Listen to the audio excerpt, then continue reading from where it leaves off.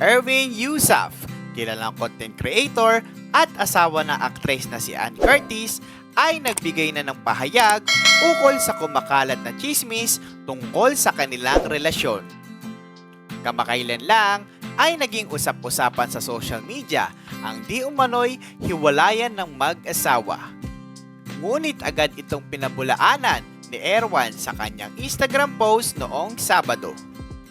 Sa nasabing post, makikita sina Erwan at Ann na masayang kumakain sa isang restaurant.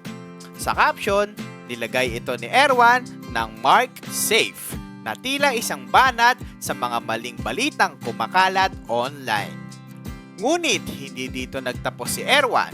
Sa comment section, pinaalalahanan niya ang mga netizen na maging mas mapanuri at hindi agad-agad maniwala sa mga balitang walang basihan.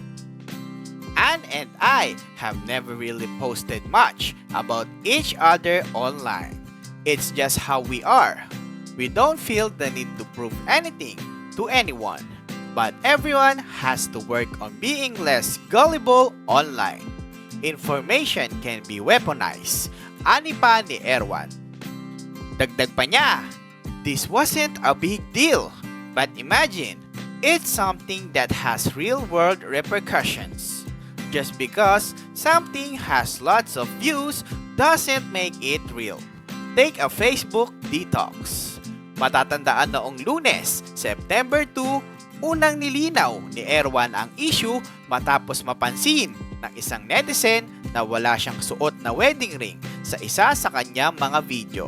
Agad niyang sinagot ito at sinabing hindi dapat palakihin ang maliit na bagay na ito. Nagsimulang kumalat ang mga chismis matapos mapansin ng ilang netizens na tila bihira na mag-post ng magkasama ang dalawa sa social media.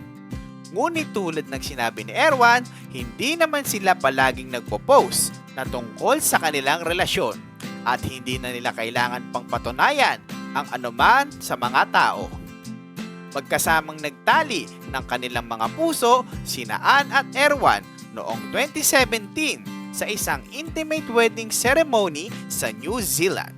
Pagkatapos ng 6 na taong relasyon, noong Nobyembre 2019, inanunsyo ng mag-asawa na sila'y magkakaroon ng kanilang unang anak. At noong 2020, masayang sinalubong ng dalawa ang kanilang anak na si Dahlia habang naninirahan sila sa Australia. Hanggang ngayon, nananatiling matatag ang pagsasama ni Erwan at Ann na patuloy na ipinapakita sa publiko na ang tunay na kaligayahan ay hindi nasusukat sa dami ng post sa social media, kundi sa kung paano nila pinahahalagahan ang kanilang relasyon sa kabila ng mga mapanirang intriga. Kaya naman, para sa mga nag-aabang ng update sa kanilang relasyon, huwag magpadala sa mga peking balita. Mas mabuting kumuha ng tamang impormasyon mula mismo sa mga taong sangkot, tulad ng pahayag ni Erwan na sila'y ligtas at masaya. Dito nagtatapos ang ating showbiz balita. Kita-kits ulit sa susunod na video dito sa Kita-Kits Showbiz.